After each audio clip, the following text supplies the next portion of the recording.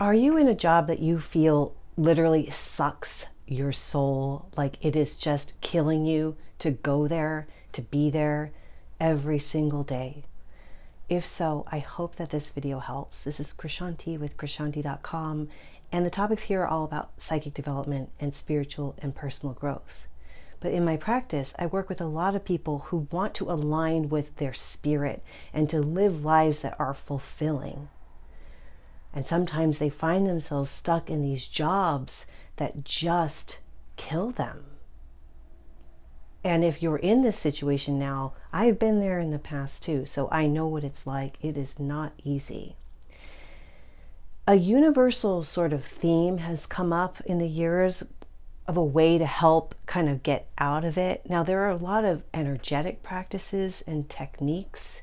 If you want to check out some meditations at Krishanti.com, I have quite a few that will shift your energy to help get you to the place to transition out of a soul-crushing job.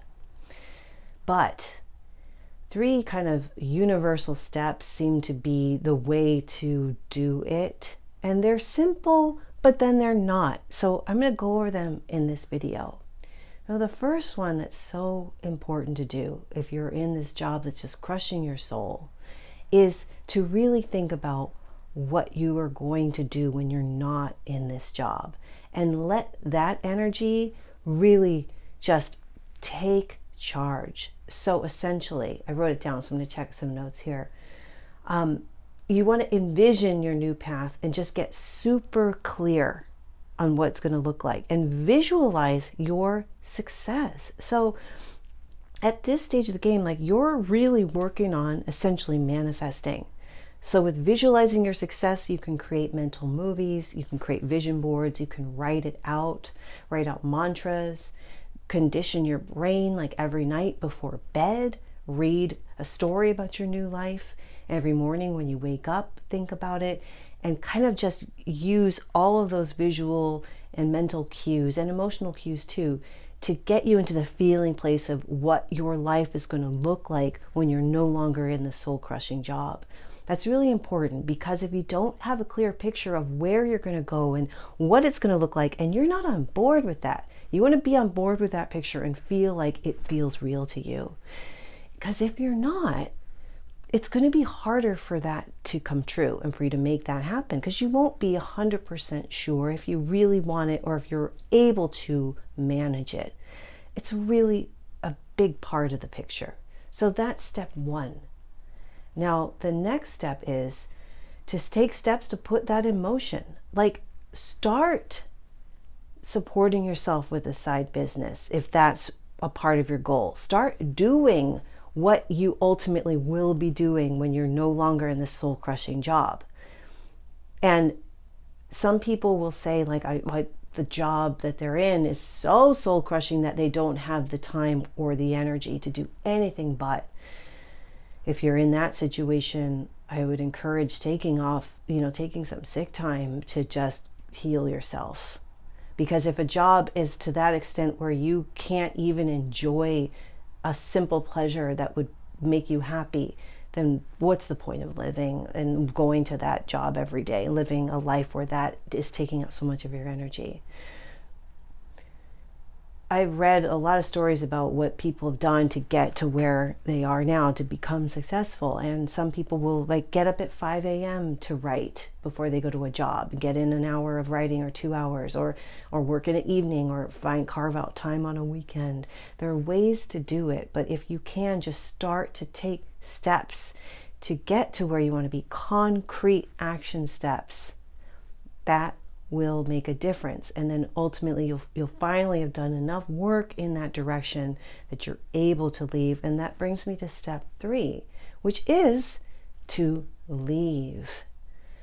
But I was saying, it sounds simple, but it's not. There is so much fear around our abilities to provide a livelihood for ourselves sometimes, that we can't imagine leaving something that's so steady. But what happens sometimes if something's killing you or crushing your soul is that the universe, I mean, that's such a nebulous term, but whatever, the powers that be will force you out. The job will say, will make you redundant, or would let you go, or make it so bad that you're like, okay, fine, this is ridiculous, I'm leaving. You can wait for that to happen, and it probably will. Or you can just leave on your own. And that can be really scary. And I would never advocate leaving without a safety net. You want to make sure you have something. But your end game and your goal is to leave. So leave. And you can even pack that into your visualization in the beginning. Like, what does it look like when I'm leaving and I have my box and I'm so happy and I'm like, sayonara, I'll never see you again. Like they just kind of practice and play with that. But do everything you can in order to facilitate that process and your leaving.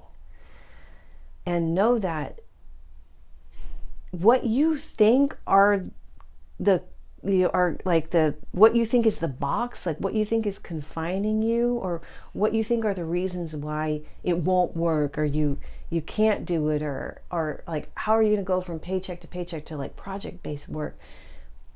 Those are usually like it's like that part of yourself that's afraid.